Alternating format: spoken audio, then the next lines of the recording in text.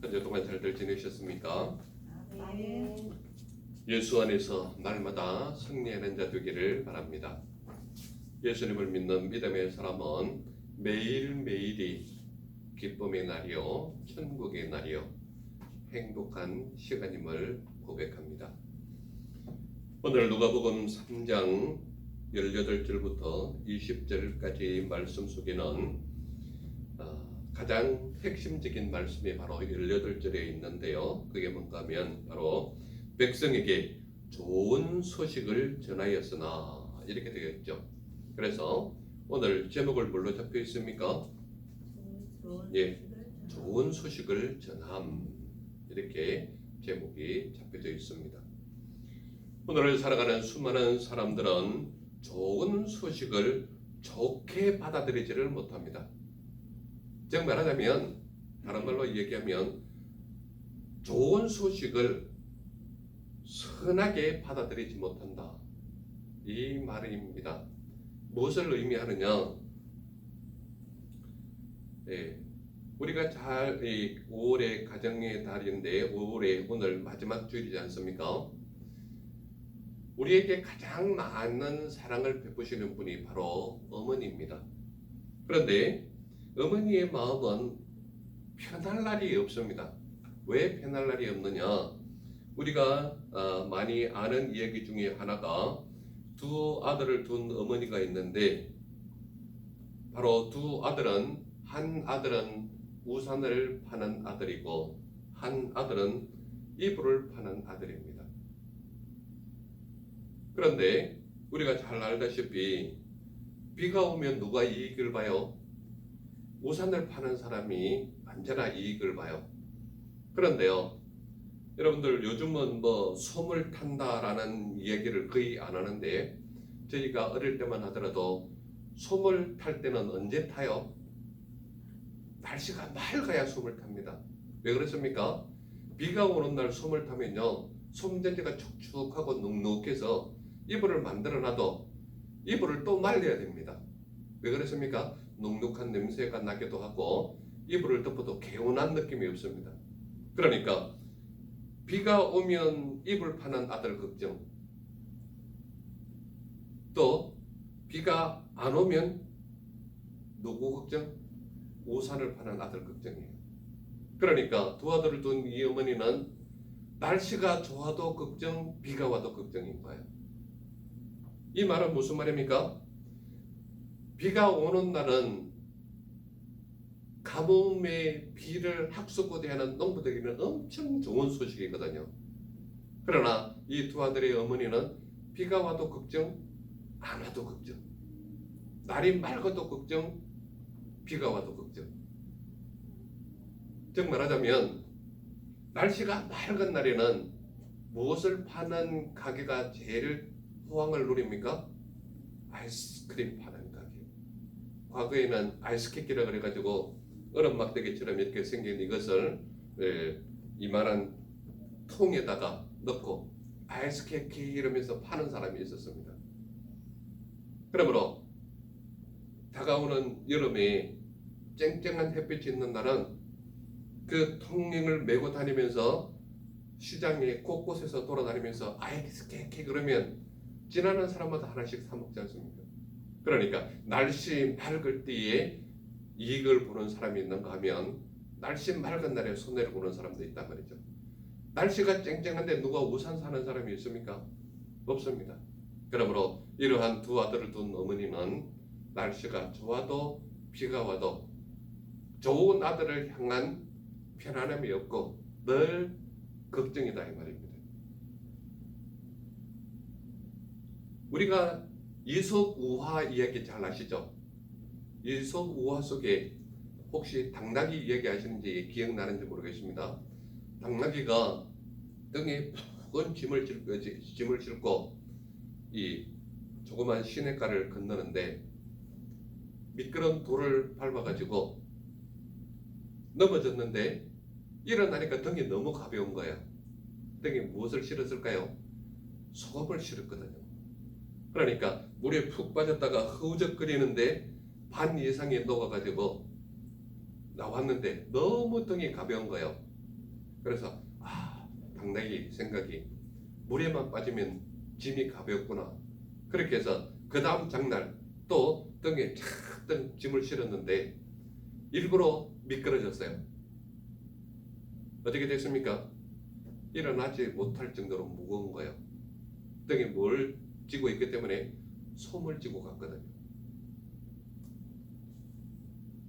당나귀는 좋은 소식이 짐이 무거워졌고 나쁜 소식은 짐이 무거워졌다는 얘기입니다.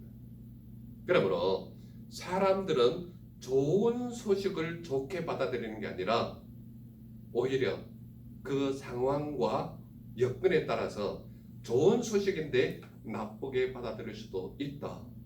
이것을 이야기하는 것입니다. 그런데 오늘 말씀 속에는 요한은 백성에게 좋은 소식을 전했다라고 말하고 있는 것입니다.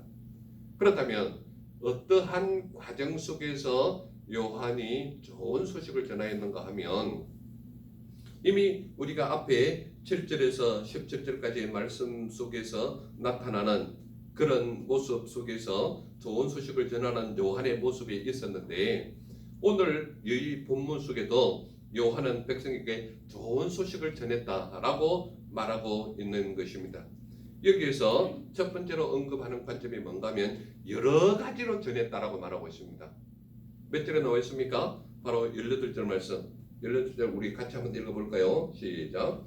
또 그 밖에 여러 가지로 권하여 백성에게 좋은 소식을 전하였으나 이렇게 되어 있죠. 그러니까 요한은 백성에게 좋은 소식을 전하였는데 어떻게 전했는가 하면 여러 가지로 권했다는 거예요. 여러 가지로. 자, 권하다라는 말이 성경 원어, 즉 말하자면 우리가 신약 성경을 볼 때는 헬라어로 적혀 있는데 헬라어 속에 파라칼론이라는 말이 권하다라는 말입니다. 파라칼론 속에 들어있는 의미가 무엇인가 하면 파라칼론이라는 말을 우리나라 말로 번역하면 몇 가지 의미가 있는데 그게 뭔가 하면 곁으로 부르다, 내 곁으로 부르다 이것이고 또 권면하다, 권하다라는 말이죠. 권면하다. 그리고 무슨 뜻이 있는가 하면 위로하다라는 말이 있습니다.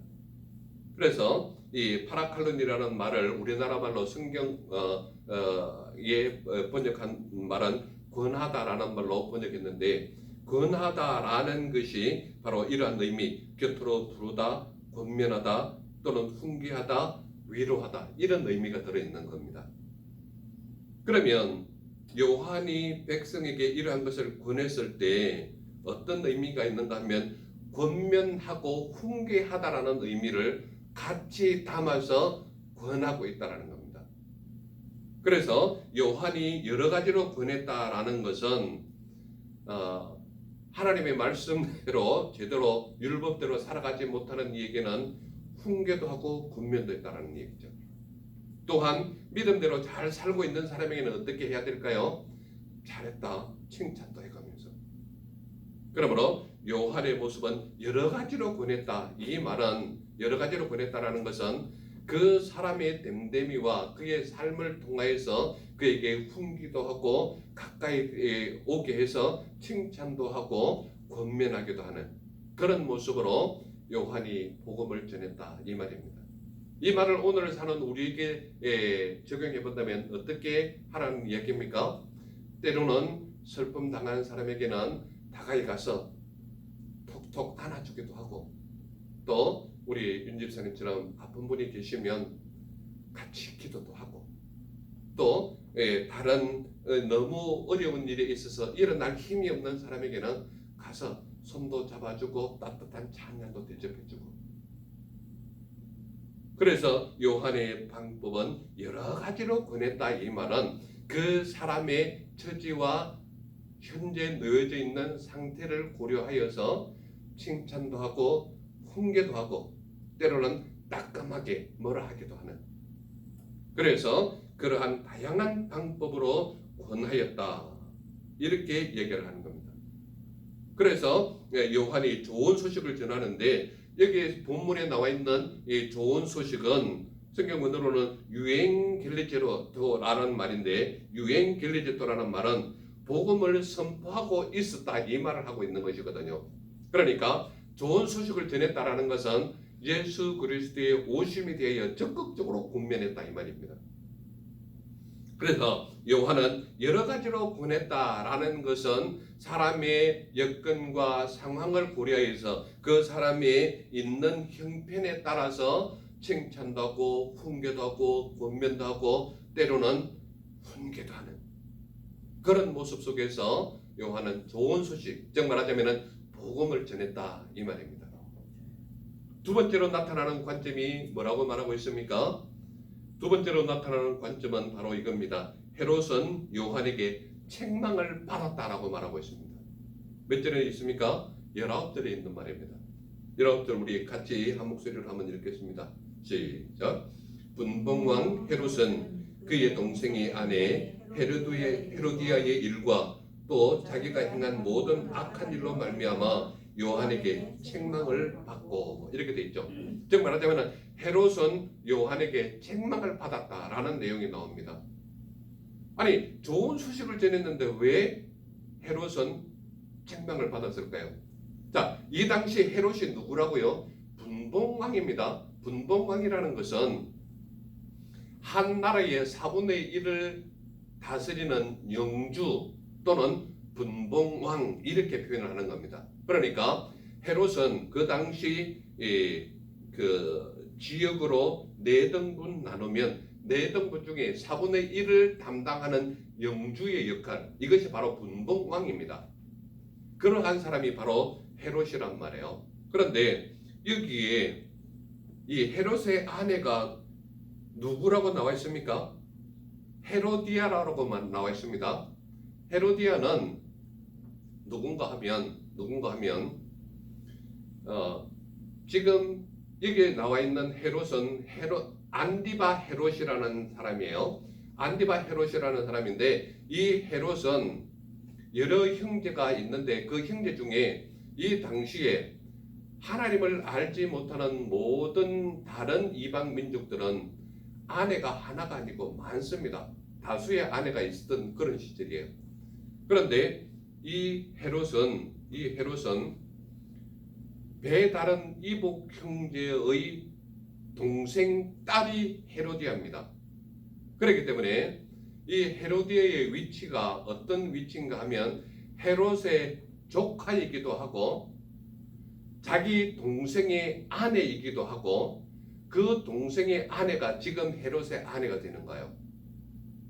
그러니까 우리가 살피는 촌수로 본다면 헤롯에게는 진려, 즉 말하자면 조카이기도 하고 자기 동생의 아내이기도 합니다. 그런데요, 그 동생의 아내를 자기 헤롯의 아내로 삼기 위해서 자기가 지금 결혼한 아내와는 이혼해버리고 이 헤로디아 동생의 아내를 자기 아내로 데려오는 거예요. 이해가 되십니까? 무슨 말인지. 그렇기 때문에 자기하고 결혼한 이 아내인 헤로디아는 촌수로 본다면 조카이기도 하고 동생의 아내이기 때문에 제수이기도 합니다. 그런데 그 아내를 자기 아내로 만든 거예요. 쉽게 이야기하면 이 헤롯은 요한에게 책망을 받은 이유 중에 제일 큰 내용이 뭔가 하면 레위기에 가면 하나님께서 이런 것은 하지 마라 이런 것은 하지 마라 하는 율법이 있어요. 그 율법 속에 근친상간은 못하도록 율법에 되어 있거든요. 율법에 그렇게 정하고 있단 말이에요. 그러니까 헤롯에게 요한이 엄청나게 큰 책망을 하는데 그것은 뭔가 하면 자기의 아내가 조카이기도 하고 동생의 아내 제수이기도 한데 그 사람을 자기 아내로 만들었다? 이것은 근친상간이라 할지라도 엄청난 잘못을 저지른 그러한 결혼이 바로 헤롯의 결혼이었다. 이것을 이야기하고 있는 겁니다. 그래서 헤롯은 요한에게 책망을 받았는데 헤로디아를 아내로 취한 그것이 엄청나게 부도덕한 일이라고 말하고 있는 거예요. 그런데 헤롯은 분봉왕이긴 하지만 요한이 복음을 전하는 그곳의 왕이었기 때문에 왕에게 대들다가는 당장에 사망에 이르는 위치가 요한의 위치란 말이에요. 그런데 그 헤로데에게 요한은 담대하게 책망을 하고 있다 이 말입니다. 이유가 뭘까요? 율법을 거슬렀거든요. 그러니까 오늘을 살아가는 우리에게도 적용점을 본다면 하나님의 말씀대로 살아가지 못하는 그가 한 나라의 대통령이라 할지라도 한 나라의 총리라 할지라도 장관직이 있다 할지라도 강하고 담대하게 당신은 하나님의 말씀대로 살지 못했습니다라고 책망을 하는 것이 바로 우리의 모습이 되어야 된다 이 말을 하고 있는 겁니다. 이해가 되십니까? 그러므로 우리가 살아가는 모든 일에 있어서 하나님을 예배하는 일과 하나님의 말씀을 멀리하거나 하나님의 말씀에 위배되는 어떤 행동을 했다면 여러분들 자신이 하나님의 말씀을 전하는 자가 되어서 과감하게 그렇게 해서는 안 된다. 하나님의 말씀대로 살아야 된다. 강하고 담대하게 복음을 증거하는 자가 바로 우리의 삶이 되어야 된다. 이 말을 하고 있는 겁니다. 저를 따라오고 계시지요? 그러므로 두 번째 관점이 헤롯은 요한에게 책망을 받았다. 이 말은 엄청난 우리에게 도전인 것입니다. 왜 그렇습니까? 헤롯이 요한이 복음을 전하는 그곳의 왕이었거든요. 그렇지 않습니까? 그러므로 왕을 향하여 율법을 다소 어겼다 할지라도 감히 말하지 못하는 시대가 오늘 우리가 사는 시대란 말이에요. 그렇지 않습니까? 많은 목회자들이 있다 할지라도 잘못된 일에 대해서 과감하게 말을 할 수 있는 것이 바로 하나님의 종이고 하나님의 말씀을 전하는 자고 하나님의 말씀을 받고 믿은 자가 바로 우리의 모습이지 않습니까? 그러므로 세상을 향하여서 예배하지 못하는 어떤 정책이 나왔다면 잘못된 것이라고 분명히 말해야죠. 그리고 하나님의 말씀에 위배되는 행동을 하려고 할 때 지금 정치권에서 동성애를 합법화시키려고 얼마나 애를 쓰고 있습니까? 이런 것에 있어서는 여러분들 당장 지금 곧 선거가 눈앞에 있지 않습니까? 이런 때에 그런 것을 주장하는 자는 과감하게 배척해야 되는 것이 믿는 자의 올바른 도리라는 거예요. 정치하는 자가 가장 두려워하는 날이 언제입니까? 선거 날이거든요. 왜냐하면 표 한 표에 자기의 명예를 올릴 수 있는 가장 귀한 날이거든요. 그렇다면 이 선거하는 날을 통하여 여러분들은 하나님의 말씀에 배척된다면 과감하게 외면해야 되는 것이 바로 우리의 모습이라는 거예요.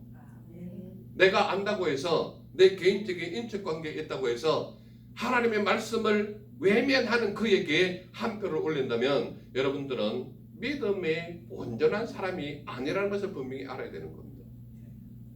그러므로 하나님의 말씀이 온전하게 세워져야 한다면 하나님의 말씀을 배척하고 하나님의 말씀을 외면하고 하나님의 말씀을 대적한다면 그것이 잘못이라고 과감하게 이야기되는 거예요. 여러분들의 삶이 혹시 약한 자에게는 강하고 강한 자에게는 약한 삶을 살지는 않습니까? 요한은 한 나라의 왕임에도 불구하고 이 일은 잘못됐다라고 분명히 책망하는 자의 모습이 바로 요한의 모습이었다. 그러므로 요한은 예수님께서 분명히 이야기하지 않습니까? 여자가 낳은 자 중에 이보다 더 큰 이는 없다라고 말하는 자가 요한이었다 이 말이에요. 그러므로 이 요한은 헤롯을 향하여 강하게 질책하고 책망하는 이유가 당신의 삶이 잘못됐다 이 말이에요. 율법이 말하고 있고 하나님의 말씀이 말하고 있는데 어찌 그 말씀을 위배하느냐. 이것 때문에 한 나라의 왕을 향하여 강하게 질책하는 그의 모습을 볼 수 있다 이 말입니다. 책망을 받는다 이 말은 엘렘코메노스라는 말인데 엘렘코메노스를 우리나라 말로 번역하게 되면 무슨 말인가 하면 드러내다, 정죄하다, 꾸짖다 이 말입니다. 그러니까 여기서 책망을 받는다 이 말은 책망받을 짓을 드러내고 있다. 누가? 요한이. 정죄하고 있다. 누가? 요한이. 꾸짖고 있다. 누가? 요한이. 요한이 성경 속에 나와 있는 인물로 요한이 아니라 믿음을 가진 우리 모두가 요한의 모습이 되어야 된다 이 말입니다. 왜 그렇습니까? 하나님의 말씀을 외면하고 하나님의 말씀을 지키지 않고 하나님의 말씀에 대한 가르침을 외면하는 그에게는 강하게 훈계하고 꾸짖고 그것을 이러한 잘못이라고 드러내야 하는 모습이 우리의 모습이다 이 말입니다. 그러므로 하나님의 말씀을 믿고 따르는 자는 그 잘못에 대해서는 하나님의 말씀을 지키지 않는 그의 모습은 과감히 드러내서 꾸짖고 정죄하는 모습이 우리의 삶이 되어야 된다 이 말입니다. 아멘. 이해가 되십니까? 그러므로 헤롯은 요한에게 책망을 받았다 이 말은 요한이 헤롯을 향하여 강하게 질타했다 이 말과 같은 말입니다. 이유가 뭐라고요? 하나님의 말씀을 외면했기 때문입니다. 첫 번째로 나타나는 관점이 여러 가지로 권했다. 두 번째로 나타나는 관점이 헤롯은 요한에게 책망을 받았다. 세 번째로 나타나는 관점이 뭡니까? 헤롯은 요한을 옥에 가두었다. 이것이 세 번째로 드러나는 관점이에요. 20절 같이 한번 읽어볼까요? 같이 시작. 그 위에 한 가지 악을 더하여 요한을 옥에 가두니라. 그러니까 헤롯이 4분의 1을 담당하는 분봉왕의 위치였지만 요한이 복음을 전하는 그곳의 왕이었기 때문에 질책을 받고 책망을 받고 자기의 죄를 만천하에 다 드러내버리니까 요한을 딱 잡아서 옥에다 딱 가둬버리는 거예요. 왜 그렇습니까? 이게 정치가의 권세거든요. 정치가가 가지고 있는 권력이거든요. 그러므로 그 좋은 소식을 전하는 그에게는 마음속에 굉장히 고가운 소식인 거예요. 자기를 향하여 자기 아내를 향하여 욕을 하는 거거든요. 자기 자신을 향하여 질타를 하는 것이거든요. 그래도 한 지역을 다스리는 영주이고 분봉왕이긴 하지만 왕의 위치인데 감히 왕에게 욕을 해 질타를 해 자기를 책망해 당장에 목을 비틀고 옥에 집어넣는 거죠. 이게 정치의 권모술수란 말이에요. 헤롯은 요한을 옥에 가두었는데 그 위에 한 가지 악을 더하여 이 말은 성경 원어로 그대로 우리가 알아들 수 있는 말로 번역을 해버리면 모든 것 위에 또한 이것을 더하였다 이 말과 같은 말이에요. 이해가 되십니까? 그 모든 것을 행했는데 거기에다가 한 가지 악을 더한 것이 무엇이냐? 요한을 옥에 가두었다 이 말입니다. 이해가 되십니까? 그러므로 하나님의 복음을 전하는 요한에게 강하고 담대하게 전하는 그에게 옥에다가 가둬버리는 것은 자기 마음에 뭐가 있는 거예요? 하나님의 말씀에 대한 찔림과 내가 누구인데 라는 것을 드러내고자 하는 것이 요한을 옥에 가둔 것이란 말이에요. 그러므로 오늘 우리에게 적용을 시켜보면요. 내가 이거 안 믿으면 내가 뭐 어디 갇혀지는 것도 아니고 내 마음대로 살 수 있는데 왜 굳이 불편하게 교회에 나와서 예배하느냐. 바깥에 나가서 얼마든지 놀 수 있지 않습니까? 지금이 놀기에 가장 좋은 때예요. 5월, 6월 얼마나 바깥 나들이 하기 좋은 계절입니까? 그러함에도 불구하고 하나님 전에 나와서 예배하는 이유가 뭘까요? 무엇보다도 소중하고 중요하고 나의 모든 것을 이끌어 가시는 분이 하나님이시라는 것을 알기 때문에 주님 전에 나온 것 아니겠습니까? 우리 교회에 나오는 사람이 많아요. 바깥에 나들이 하는 사람이 많아요. 하나님의 택함 받은 사람은 받은 사람만이 그 기쁨을 하는 거예요. 아멘. 그러므로 그 말씀이 내 속에서 헤롯은 요한을 옥에 가두었다라는 그 막강한 권력 앞에서 너무나도 연약한 자로 옥에 가두어지긴 했지만 그의 모습은 하나님의 말씀을 담은 선지자로서의 역할을 얼마나 과감하게 하느냐 이 말이죠. 수많은 사람들이 정치권의 압력에 의하여 여러 가지들을 제어하고 자기의 그 활동을 온전하게 하지 못하는 어떤 그런 모습이 있는 반면에 요한은 과감하게 대통령을 향하여, 그 당시 분봉왕이면 자기 지역을 따돌아오는 왕이기 때문에 대통령과 같은 역할 아닙니까? 그러므로 우리가 우리의 손으로 뽑은 대통령이지만 그 대통령이 됐든 국가의 원수가 됐든 국가의 왕이 됐든 누가 어떤 위치로서 한 나라를 다스리는 지도자라 할지라도 하나님의 말씀에 위반된 것이 있거나 하나님의 말씀을 지키지 못했거나 하나님의 말씀하신 것에 대하여 대적한다면 과감하게 그것이 잘못됐다라고 말할 수 있는 것이 바로 믿음의 사람이 되어야 된다 이 말입니다. 아멘. 그러므로 요한은 이것저것 가리면서 적당하게 전한 것이 아니라 하나님의 말씀에 위배했기 때문에 그것에 대한 책망을 과감하게 한 것이 바로 요한이었고, 그러한 요한을 헤롯은 옥에 가두는 모습이 바로 헤롯의 모습이었다. 왜 그렇습니까? 그 좋은 소식이 자기에게는 좋은 소식이 되지를 못하는 거예요. 하나님의 말씀을 배척해야 자기의 자유를 누릴 수 있거든요. 하나님의 말씀을 대적해야 자기의 기쁨이 온전한 기쁨이 되는 것이거든요. 자기의 책망이 없는 것으로 되어야 자기의 탐욕을 누릴 수가 있거든요. 그래서 헤롯은 과감하게 요한을 옥에다 가두는 모습으로 오늘 우리에게 나타나고 있지 않습니까? 왜 그랬습니까? 좋은 소식을 전하는 요한이 보기 싫은 거예요. 그의 모습을 보기 싫은 거예요. 자기를 책망한 그를 그냥 두기는 자기 권력이 너무나도 연약한 것 같단 말이에요. 그러므로 과감하게 요한을 옥에 가두는 모습이 바로 헤롯의 모습이었다.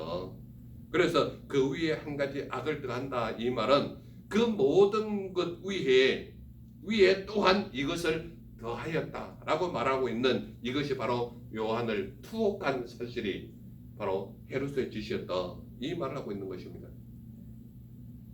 이 요한은 옥에 갇힌 후 참수형으로 순교를 당하는 모습이 바로 요한의 모습이었다 이 말이에요.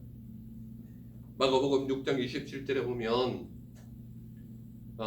헤로디아의 이 딸이 누굽니까? 살로메가 있죠. 살로메가 헤롯 앞에서 너무나도 이쁜 춤을 추니까 그 살로메 앞에서 이 나라 절반이라도 달라면 주겠다. 무엇을 원하느냐? 살로메가 자기 어머니에게 얘기했더니 요한의 목을 접시에 담아달라고. 수많은 사람들이 대관이 그 앞에 있는 데에서 그 약속을 했기 때문에 한 나라의 왕으로서 분봉왕으로서 그 약속을 지켜야 되니까 정말 마음속에 고민을 하면서도 베라라고 얘기하는 이유가 뭡니까?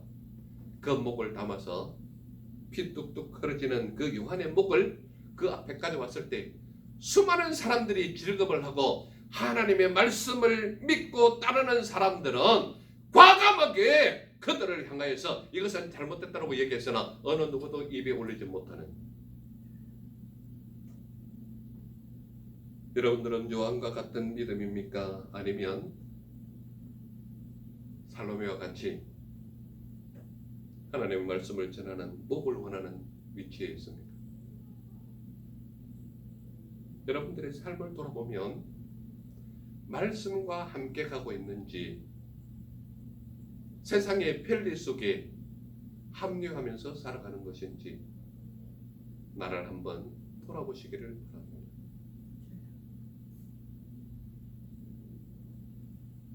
우리의 삶 속에서 정말 위급하고 중요한 그때가 되면 하나님을 찾습니까? 가까운 사람을 찾습니까?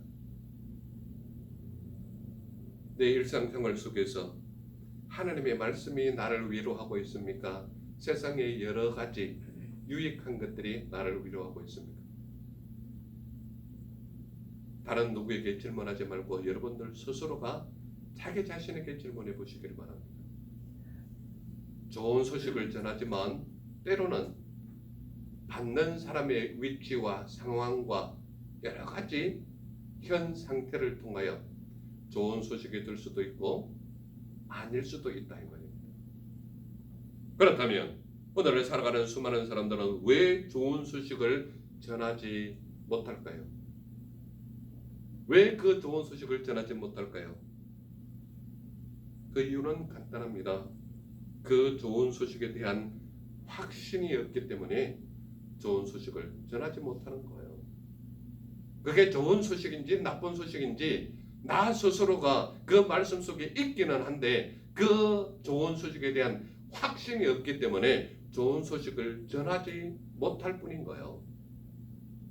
왜 사람들은 그 좋은 소식을 전하지 못할까요? 복음에 대해 부끄러워하기 때문에 전하지 못하는 겁니다. 왜 전도지 한 장을 함부로 다른 사람에게 쉽게 전하지 못할까요? 복음에 대한 부끄러움이 있는 거예요. 그 쪽지 하나 전해주는데도. 그래서 좋은 소식을 전하지 못하는 것뿐입니다. 또한 다른 말로 해보면 좋은 소식 앞에 내가 굳게 서지 못했기 때문에 좋은 소식을 전하지 못하는 것뿐입니다. 여러분들의 삶은 좋은 소식을 전하는 편입니까? 아니면 부끄러워서 여전히 자기 자신의 굴레 속에 서 있는 삶입니까? 예수님은 우리에게 좋은 소식을 전하시려고 이 땅에 오신 분이 우리 예수님이십니다. 그 예수님은 하늘 보좌를 버리고 낮고 천한 우리를 위하여 성육신으로 오신 분이 우리 예수님이십니다. 또한 우리의 죄를 대속하시려고 그의 보혈을 흘리신 분이 우리 예수님이십니다. 그 예수님을 믿는 자마다 구원을 얻는다는 좋은 소식을 전하신 분이 바로 우리 예수님이십니다. 그렇다면 저와 우리 모두는 예수 그리스도를 믿는 믿음의 사람인데 믿음의 사람은 도대체 어떻게 살아라고 말하고 있습니까? 믿음의 사람은 좋은 소식을 전하는 삶이 바로 너희의 삶이 되어야 하지 않겠냐 이 말을 하고 있는 거예요. 우리는 믿음의 좋은 소식을 어떻게 전할 수 있겠습니까? 여러 가지로 권하여 좋은 소식을 전하는 삶이 우리의 삶이 되어야 된다. 어떻게 여러 가지로 권합니까?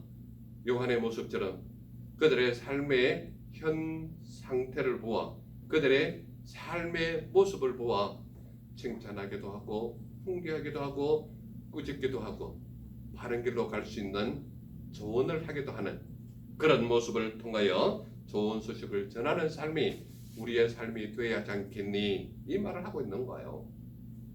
또한 책망보다는 선한 일로 좋은 소식을 전하는 삶이 너희의 삶이 되어야 하지 않겠니? 이 말을 하고 있는 거예요.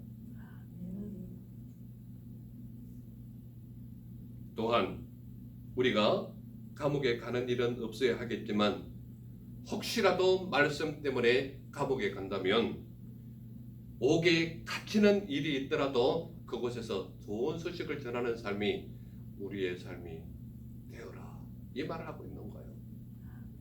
그러므로 우리 모두의 삶은 어디에서 무엇을 어떻게 하든지 간에 우리의 삶 자체는 좋은 소식을 전하는 삶이 우리 모두의 삶이 되어서 주님께서 기뻐하시는 우리 모두의 삶이 되시기를 간절히 소망하는 것입니다. 아멘. 기도하겠습니다. 사랑의 주 하나님 감사합니다. 오늘도 우리에게 요한을 통하여 좋은 소식을 전하는 은혜의 말씀 들려주시니 감사합니다. 우리의 삶이 끝나는 날 동안 아니 하나님께서 우리를 부르시는 그날까지 우리의 모든 삶이 좋은 소식을 전하는 삶이 되게 하옵소서. 그래 하나님께서 기뻐하시는 믿음의 종들의 온전한 삶이 이루어지게 하옵소서.